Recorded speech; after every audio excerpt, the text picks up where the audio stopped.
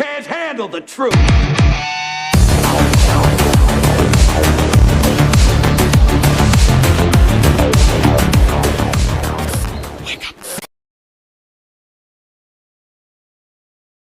What are you doing? What are you doing? Nothing. Me? Just hanging around. This land is our land, it once was Greenland, but Denmark lost it because they're wieners, and so Trump bought it and made it green again. Greenland is now part of the USA. Une carte du Groenland colorée aux couleurs du drapeau américain, accompagnée du mot « soon », bientôt en français. Publié sur le réseau social X par Cathy Miller, l'épouse du chef de cabinet adjoint de la Maison-Blanche, ce message a ravivé les tensions diplomatiques entre les États-Unis et le Danemark. D'autant plus que dimanche soir, à bord de l'avion présidentiel Air Force One, Donald Trump en a rajouté une couche. Actuellement, le Groenland est envahi par les navires russes et chinois. Nous avons besoin du Groenland du point de vue de la sécurité nationale. Et le Danemark ne sera pas en mesure de s'en occuper. Sur Facebook, le Premier ministre du Groenland n'a pas tardé à réagir. Ça suffit. Plus de pression, plus de sous-entendus, plus de fantasmes d'annexion. Nous sommes ouverts au dialogue, nous sommes ouverts aux discussions, mais cela doit se faire par les bons canaux et dans le respect du droit international. Right now, we are going to do something on Greenland, whether they like it or not, because if we don't do it, Russia or China will take over Greenland, and we're not going to have Russia or China as a neighbor. Okay?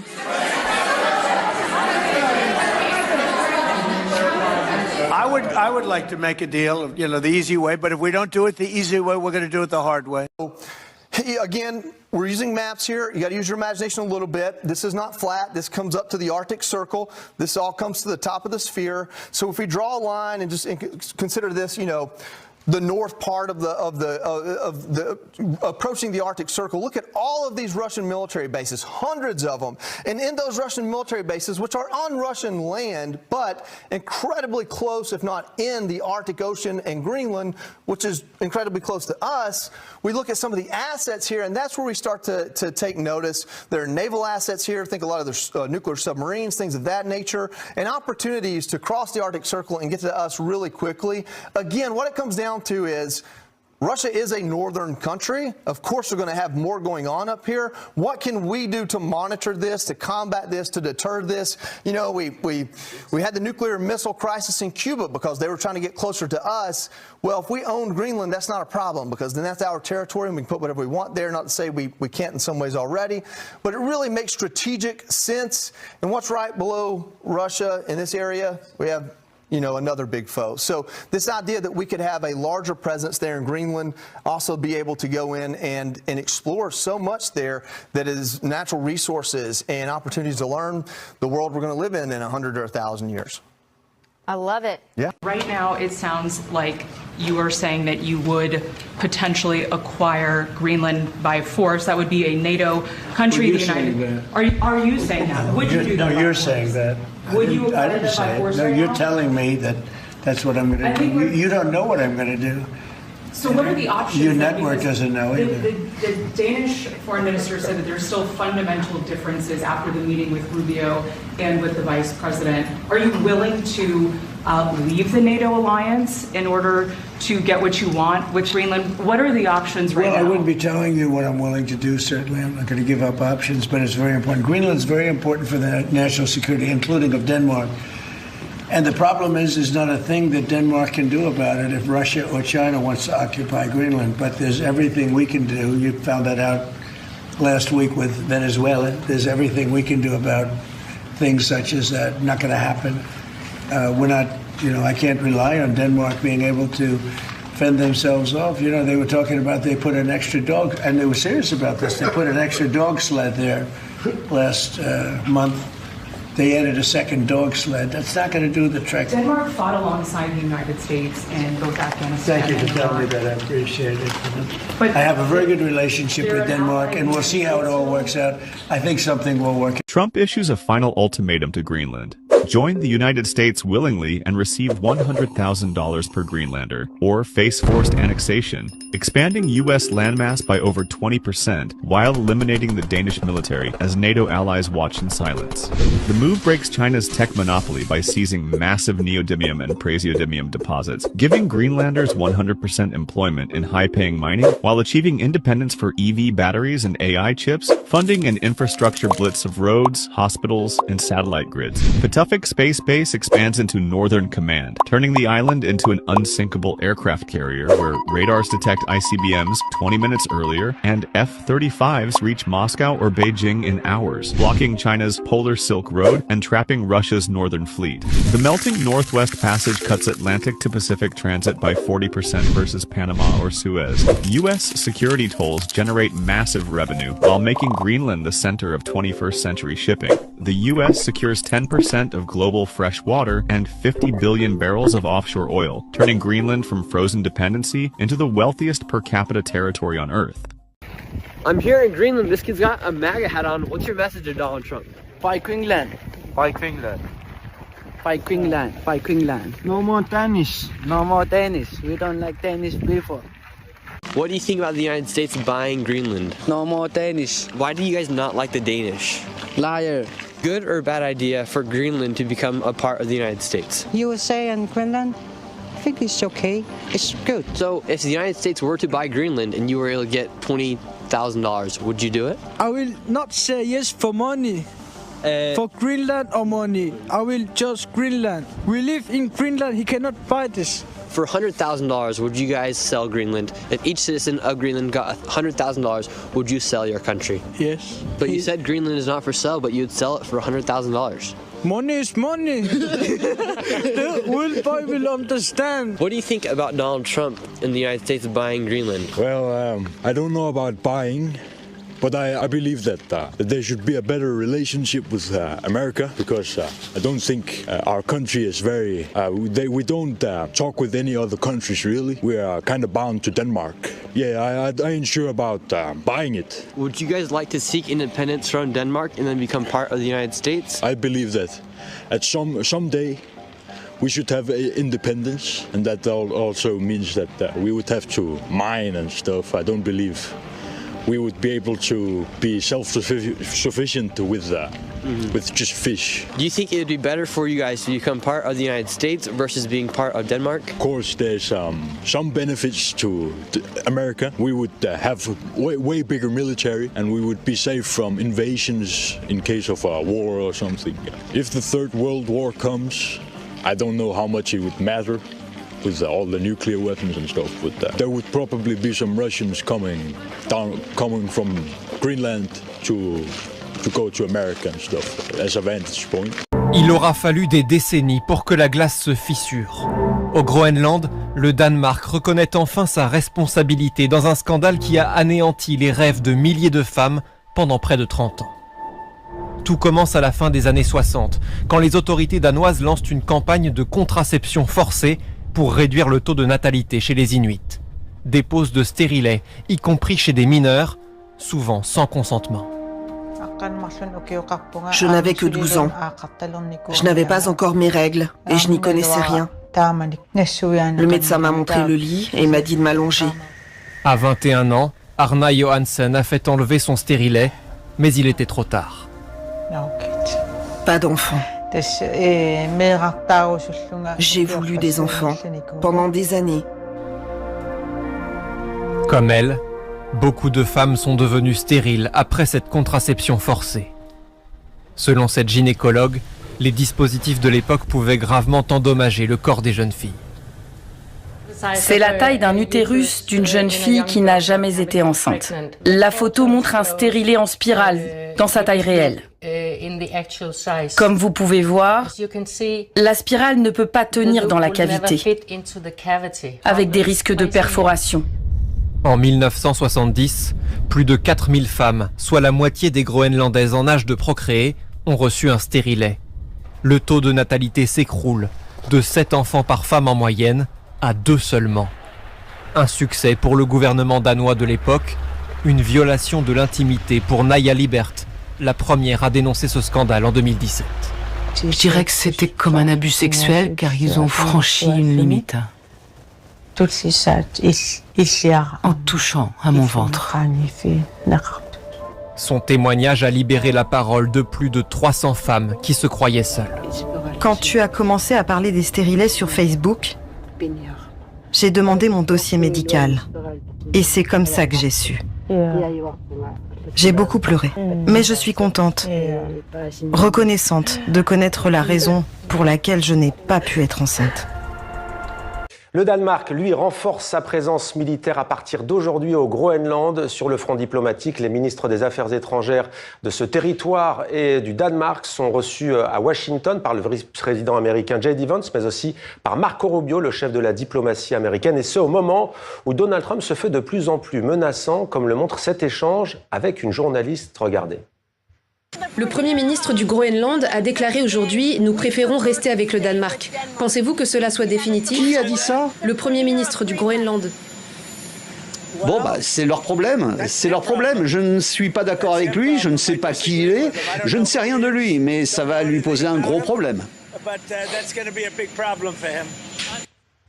Et avec nous pour l'analyse, Zaki Laïdi, bonsoir, merci d'être avec nous en direct sur TV5 Monde. Vous êtes spécialiste des relations internationales et de l'Europe aussi, la place de l'Europe dans le monde. Vous avez été conseiller de Joseph Borrell, ex-chef de la diplomatie européenne. Zaki Laïdi, ce territoire est un besoin vital pour le projet de bouclier antimissile américain. C'est ce que dit Donald Trump. La prise du Groenland est-elle inéluctable ? Écoutez, il faut tout d'abord rappeler aux téléspectateurs que la volonté d'annexer le Groenland ne remonte pas à Donald Trump. Il faut savoir, par exemple, que dès le milieu du 19e siècle, un rapport du Congrès avait proposé l'annexion du Groenland et de l'Islande aux États-Unis. Donc ça fait partie d'une vision hégémonique destinée à contrôler tout l'espace nord-américain et sud-américain, le contrôle absolu de l'hémisphère occidental. Un projet historique très ancien, mais ça se précise. Plusieurs tentatives. Ça se précise depuis évidemment Donald Trump.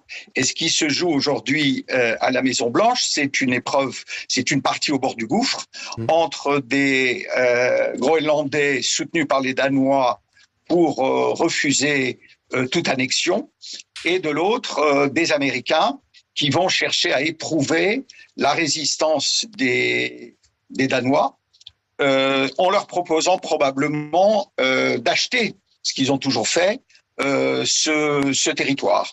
Et ce qui en sortira, évidemment, sera extrêmement important pour la suite. Donald Trump a demandé à Marco Rubio, son chef de la diplomatie, d'élaborer une proposition d'achat, comme vous le dites, Zaki Laïdi, montant évoqué 700 milliards. Scène surréaliste, hein, le Danemark qui renforce ses moyens militaires dans la région, la Suède qui vient l'épauler aussi. Ça veut dire quoi ? Il peut y avoir des affrontements militaires entre Américains et entre Danois et Européens ? Écoutez, c'est très peu probable parce que s'il y a des affrontements militaires entre les Américains et les Danois ou les Européens, c'est la mort de l'OTAN. Vous vous rendrez compte que ça serait quand même quelque chose d'absolument extraordinaire, puisqu'on aurait une guerre, un conflit entre des pays européens et les États-Unis qui sont membres de la même alliance et dans l'OTAN. Donc, je pense que dans un premier temps, les Américains vont chercher à éprouver la capacité de résistance des Danois. Ils vont chercher à les acheter, mais on ne peut pas exclure le pire et on ne peut pas non plus exclure qu'au terme de cette épreuve de force, les États-Unis tirent profit de cette affaire pour décréter la sortie de l'OTAN, ce qui est peut-être le rêve de M. Trump, qui ne s'en cache d'ailleurs pas beaucoup. Greenland belongs to its people. So it's up to Denmark and Greenland, and only to them, to decide on matters that are concerning Denmark and Greenland. That's point number one, and that's very important. Greenland is part of NATO. And when we are speaking about Arctic security, this is one of the core topics of NATO. And we know that the glue between the allies is the fact that there's always the clear motto, one for all for one.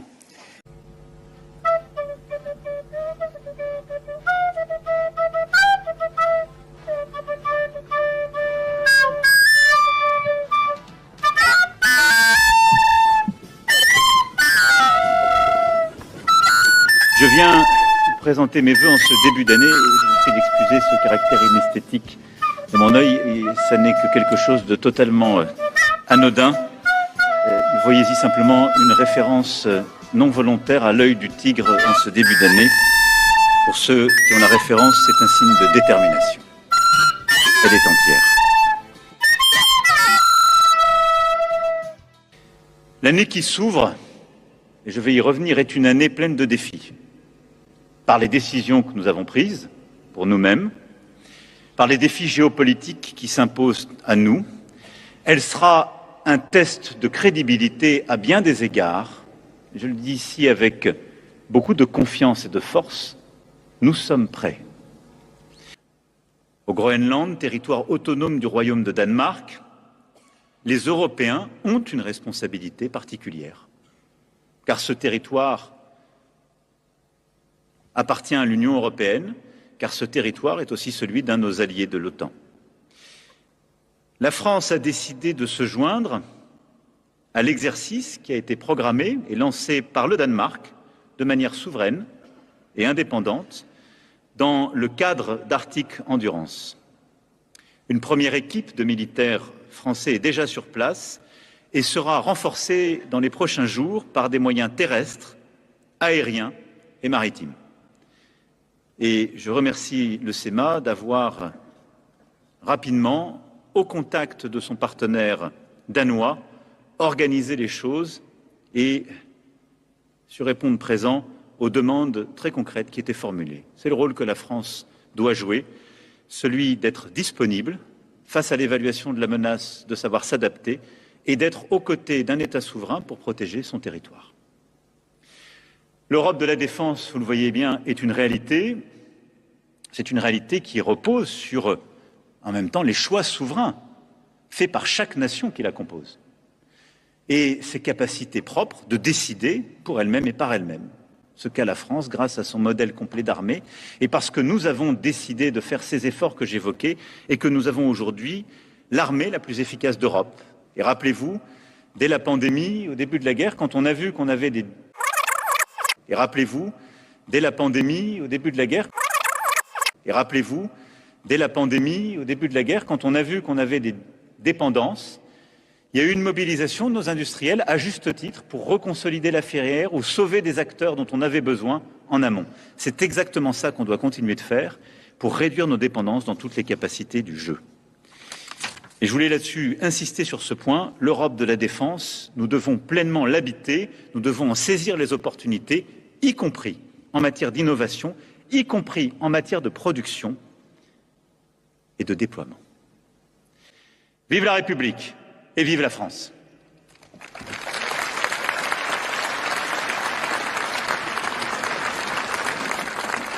On me dit à l'instant qu'on vient d'obtenir et de recevoir les toutes premières images Didier dit oui, des soldats français arrivés donc au Groenland. Voilà, les chasseurs alpins. Les voir rapidement passer. Qu'est-ce qu'on peut dire dessus, Didier, sur ces images-là? En fait, c'est ceux qui sont en blanc et vert. Non, ils sont pas épinal. Ils sont pas épinal. Ils sont bien en Groenland. Didier, dites-nous. En fait, on voit là au moins 4, 5, allez, là pour le coup, qui sont en uniforme des chasseurs alpins français hiver, avec la tenue blanche camouflée, et surtout la fameuse tarte, qui est en fait, le grand béret. Voilà, que tu connais bien. Donc la fameuse tarte, qui est en fait le béret un peu large, qui est vraiment spécificité des chasseurs alpins français. Et donc, ils sont sur l'une des bases du Groenland, accompagnés par leurs camarades d'armes visiblement danois, qui eux sont en uniforme danois. Bon, voilà pour ces images qu'on voulait vous montrer ce soir. À Nuuk, la capitale du Groenland, les nouvelles menaces du président américain ont jeté un froid glacial. Hier, ses habitants étaient réunis pour regarder les informations à la télévision. Ils déplorent l'échec des négociations avec les États-Unis. C'est effrayant car ce qu'il se passe est énorme. La réalité vient de nous frapper et c'est très pesant. Ils ne trouvent pas d'accord, mais je garde espoir, car je veux vivre en paix. Dans la ville gelée de 20 000 habitants, on voit fleurir un peu partout le drapeau groenlandais, vu comme symbole de résistance aux provocations extérieures. En boutique, ce t-shirt est même estampillé « Le Groenland n'est pas à vendre ». La tension monte alors que l'Europe envoie une mission militaire sur place censée réaffirmer la souveraineté de l'île. Un contingent danois et une quinzaine de Français ont débarqué ce matin. Une première équipe de militaires français est déjà sur place et sera renforcée dans les prochains jours par des moyens terrestres, aériens et maritimes. C'est le rôle que la France doit jouer, celui d'être disponible face à l'évaluation de la menace, de savoir s'adapter et d'être aux côtés d'un État souverain pour protéger son territoire. Le Royaume-Uni, l'Allemagne, la Suède, les Pays-Bas enverront également une poignée de soldats au Groenland. Une réponse avant tout symbolique aux dernières menaces de Donald Trump. Nous avons besoin du Groenland pour une question de sécurité nationale. Si nous n'y allons pas, la Russie et la Chine iront. Et le problème, c'est qu'il n'y a rien que le Danemark puisse faire si la Russie ou la Chine décident d'occuper le Groenland. D'un point de vue stratégique, ce qui inquiète les États-Unis, c'est l'apparition de nouvelles routes maritimes autour du Groenland. Avec la fonte des glaces, plusieurs voies, et en particulier la route transpolaire ici en bleu, s'ouvrent aux paquebots, aux pétroliers et à d'éventuels navires militaires. Hier à Washington, une délégation danoise et groenlandaise s'est entretenue avec Marco Rubio et J.D. Vance pour tenter d'apaiser les esprits, visiblement sans succès. Nous n'avons pas réussi à changer la position américaine. Il est clair que le président Trump veut conquérir le Groenland. Ce n'est pas vrai de dire que des navires de guerre chinois sillonnent la zone. D'après nos renseignements, aucun navire de guerre chinois n'a été aperçu au Groenland depuis une dizaine d'années. L'autre raison qui motive Donald Trump est essentiellement économique. Le sous-sol du Groenland renferme d'immenses ressources naturelles. Diamants, or, terres rares, graphite, nickel, titane, au total probablement des dizaines de millions de tonnes de minerais stratégiques. Un trésor dont les Américains aimeraient bien s'emparer, comme l'assume sans vergogne le nouvel envoyé spécial de Donald Trump au Groenland. Le président veut un Groenland indépendant avec des liens économiques et des opportunités commerciales pour les États-Unis. C'est ce que j'ai toujours défendu. Écoutez, notre président est un homme d'affaires. C'est un businessman. Il veut une économie américaine forte. Il veut de grands partenaires commerciaux. Et lorsqu'il regarde le Groenland, il se dit « Nous avons des intérêts militaires, nous avons un traité de défense en vigueur depuis 1941, une base sur place, mais nous pouvons faire plus. Nous pouvons offrir au Groenland davantage que ce que l'Europe offre. Alors, en quoi est-ce un problème ?» Ce matin, la Russie, l'un des acteurs clés de cette lutte d'influence au Groenland, s'est dit très inquiète de l'envoi de troupes de pays de l'OTAN sur place. They're saying if we, the United States, take Greenland, there will no longer be a NATO. Good. But they're saying if there's no NATO, who's going to defend you Americans from Vladimir Putin? I got news for you. Putin's the good guy. He's the good guy. The villain is European leadership. Ukraine was doing just fine, and then in 2014, the American deep state, Victoria Nuland, John McCain and others, along with the European deep state, went in, kicked out the Ukrainian government, put their guy, SOB Zelensky, in charge, and then they went to the eastern part of Ukraine, which is ethnic Russian, and they started ethnically cleansing the Russians there. Putin looked at it and said, you're not going to ethnically cleanse people, went into the Donbass, went into Crimea, started defending the ethnic Russians there, and then he said, you know what, if you people are going to come in here and ethnically cleanse people, I will take this over and I will protect these people. European leadership purposely created this war in Ukraine If you listen to Martin Armstrong, he's the one who will confirm it. He's much more intelligent than me, Martin Armstrong.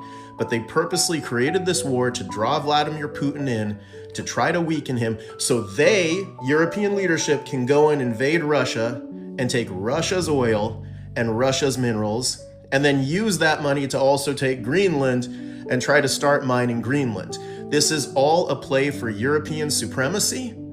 Europe is the villain. Watch my other videos. It's European leadership that caused the 2008 financial disaster. It wasn't subprime mortgages. Don't listen to what the media tells you. They're stupid. They're trying to cover it up. European leadership caused the 2008 financial disaster with their mark-to-market policy. It was Europe who started the COVID lockdowns and the COVID vaccine mandates. It's Europe pharmaceutical companies that want all their vaccines, not just the COVID vaccine, but all of their pharmaceutical vaccines mandated here in the United States. And then it's NGOs and forever wars that are causing money laundering, USAID schemes to send money to European governments and European authorities. We're done. We're done. And you know what? The people in Greenland are going to be much better off as American citizens than European citizens. We're taking Greenland. We already pay for all the defense, the coastal defense, the airspace defense. We're going to take it. We can mine it better than Europe. And like we have in Alaska, we're going to give royalties to the people in Greenland so that they benefit from this too. This is the golden age. Reject Europe. They're the villain. Putin is the good guy, and we need to have a good relationship with him. There was a time about 100 years ago when the United States military knew exactly who the real enemy was. And it wasn't Russia, and it wasn't China. It was Britain. In the 1920s, the U.S. military developed something called War Plan Red, a detailed contingency plan for war with the British Empire, with Canada as Britain's proxy. And right now, Donald Trump is dusting off a modern version of that same plan. Now, if you're watching the mainstream media, they're telling you Trump is recklessly threatening our alliances with his demands about Greenland. And Britain's premier foreign policy outlet, Chatham House, is now saying this about the United States. European leaders will remain concerned about Europe's ability to defend itself with a more unpredictable and even hostile U.S. And Chatham House also reported that in December, Denmark's military intelligence service classified the United States as a security risk for the first time. But here's what they're not telling you. Trump isn't threatening our alliances. He's ending 80 years of British control over American foreign policy. And he's doing it by reviving the strategic clarity that our military once had when they created War Plan Red. I'm Susan Kokinda, and for 50 years I've tracked the British Empire's tactics and institutions. And I can tell you what you're watching right now is endgame. So today I'm going to show you three things. Why NATO leaders are now discussing protecting Greenland from the United States. I'm going to talk about the forgotten War Plan Red, when America's military actually planned for war against Britain. And third, how Trump is taking on the monopolies at home, that these are the same British financial interests that shape the post-war world, and they also run the cartels strangling your housing and your health care. Now, if you're watching the mainstream media, they're telling you Trump wants Greenland for its minerals or its military bases, or it's about Russia and China. Well, there are elements to some of that, but there's much, much more. Look at what the foreign policy establishment is actually panicking about. The Atlantic Council, NATO's outpost here in the United States, just published a piece titled, "Trump's Quest for Greenland Could Be NATO's Darkest Hour." And Bloomberg reported that the United Kingdom and Germany are now discussing deploying NATO forces to Greenland to protect it from the United States.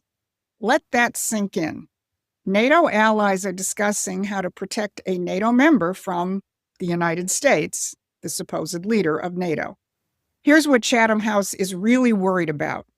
The cornerstone of NATO policy, Article 5, which triggers U.S. military support for NATO members.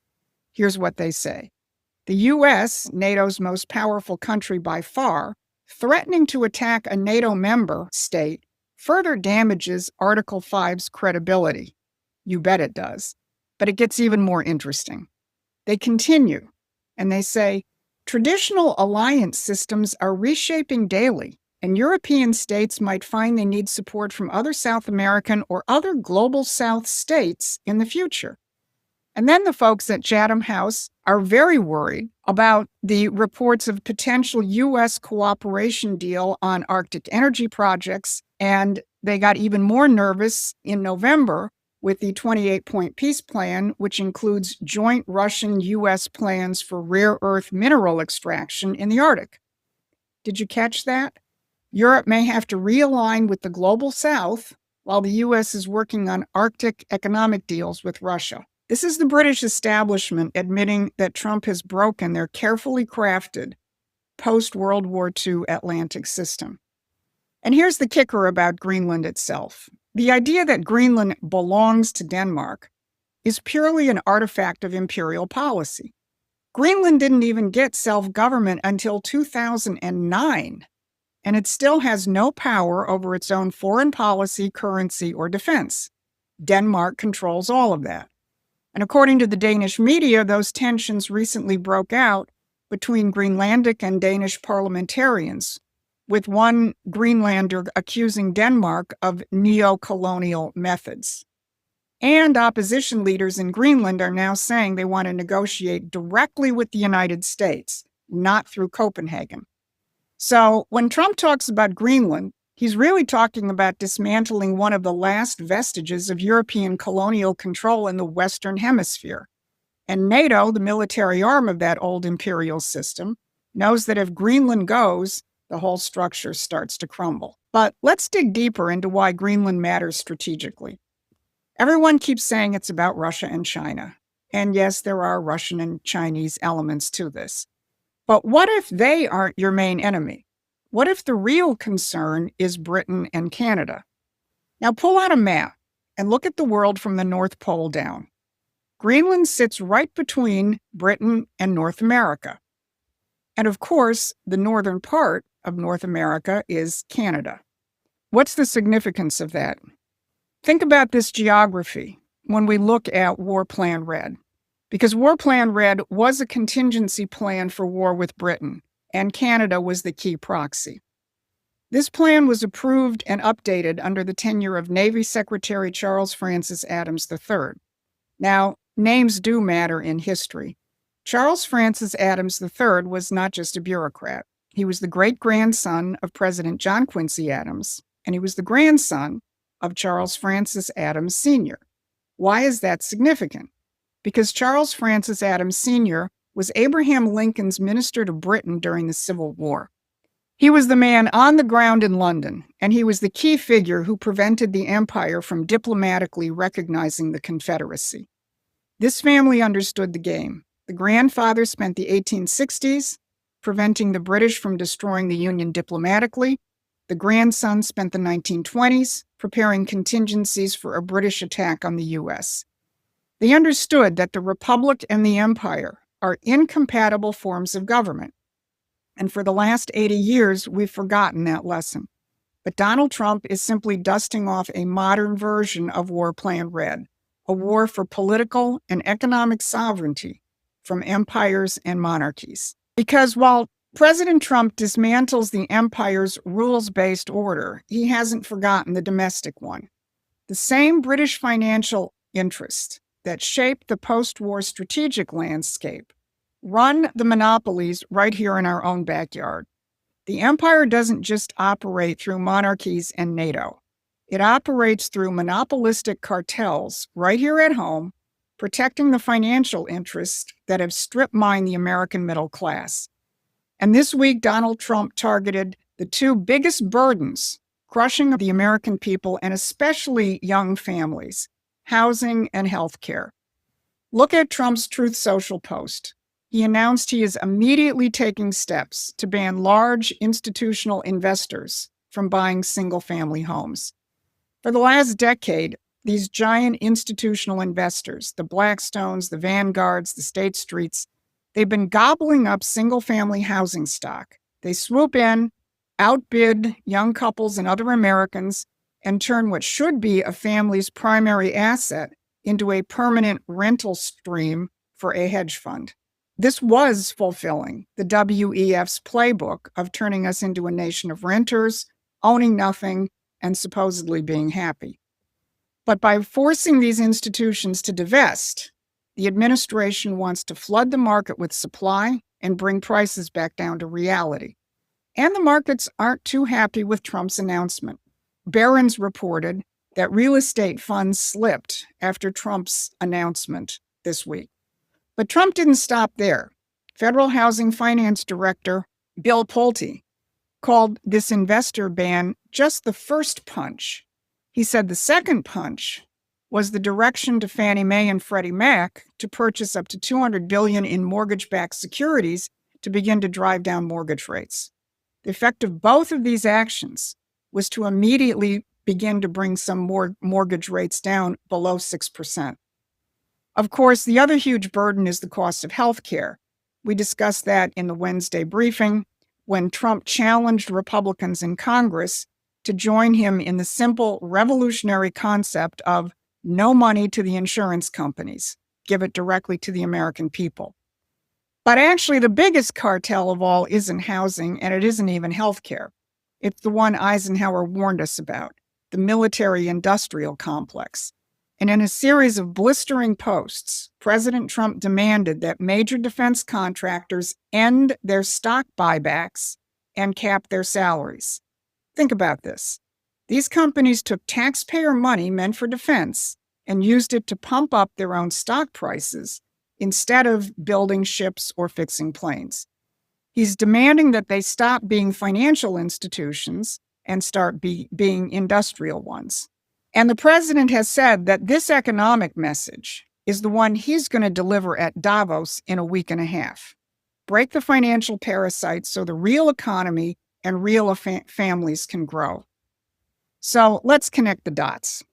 Trump's moves on Greenland aren't about territorial expansion.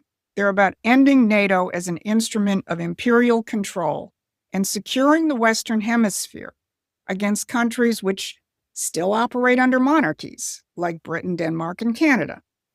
The War Plan Red framework shows us that the American military leadership once understood who the real enemy was, and Trump is reviving that clarity. And domestically, from Wall Street's housing grab to the Pentagon's stock buybacks, Trump is dismantling the cartels that have turned American citizens into serfs in their own country. But if you understand the game, and the real game goes back centuries, you can see exactly what Trump is doing and why it terrifies them. There's no better way to celebrate the 250th anniversary of our independence than by finishing off the British Empire once and for all.